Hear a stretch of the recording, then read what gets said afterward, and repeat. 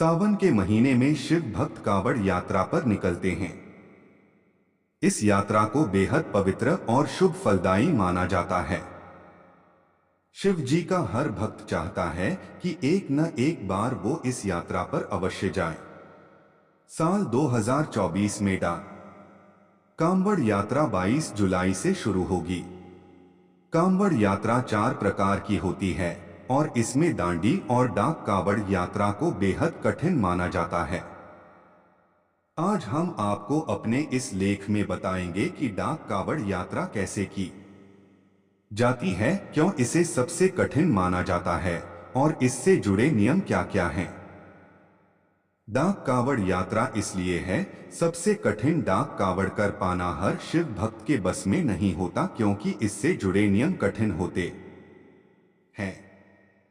शास्त्रों के अनुसार डाक कांवड़ पर निकले भक्त अगर एक बार कांवड़ उठा लेते हैं तो उसके बाद शिव धाम तक पहुंचने तक रुक नहीं सकते, यानी भक्तों को लगातार कांवड़ को लेकर चलना पड़ता है। इस यात्रा को डोट पूरा करने का समय भी निश्चित होता है। भक्तों को 24 घंटे के अंदर शिव धाम तक पहुंचाना होता है।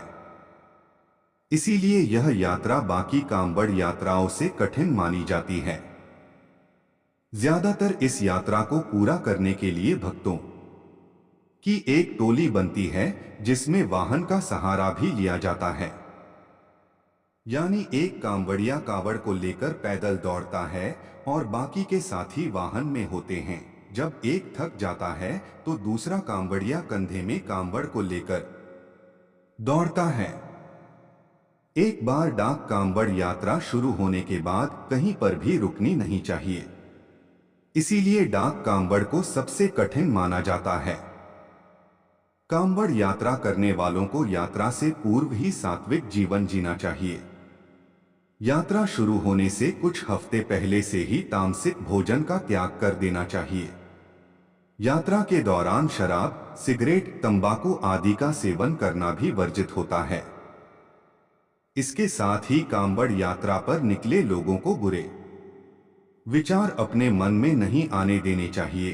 किसी भी तरह का गलत कार्य यात्रा के दौरान नहीं करना चाहिए। जो लोग नियमों का पालन करते हुए कांवड़ यात्रा संपन्न करते हैं, उनकी सभी मनोकामनाओं को भगवान शिव पूरा करते हैं।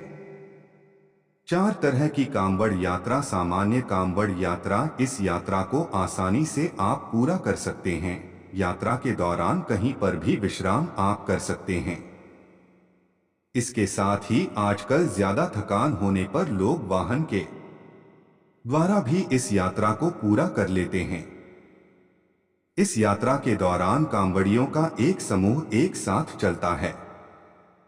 इस यात्रा में कांवड़ को नीचे नहीं रखा जाता, इसलिए जब एक कांवड़िया थक जाता है तो दूसरा कंधे पर रखकर यात्रा शुरू करता है। इसी वजह से इस यात्रा को खड़ी कांवड़ यात्रा कहा जाता है। इसको दंड या प्रणाम कांवड़ यात्रा के नाम से जाना जाता है। इस यात्रा को भी थोड़ा कठिन माना जाता है।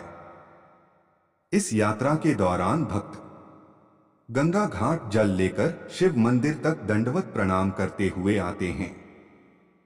यह यात्रा कई बार 1 महीने लंबी भी चल जाती है, क्योंकि बीच में यात्री विश्राम भी करते हैं।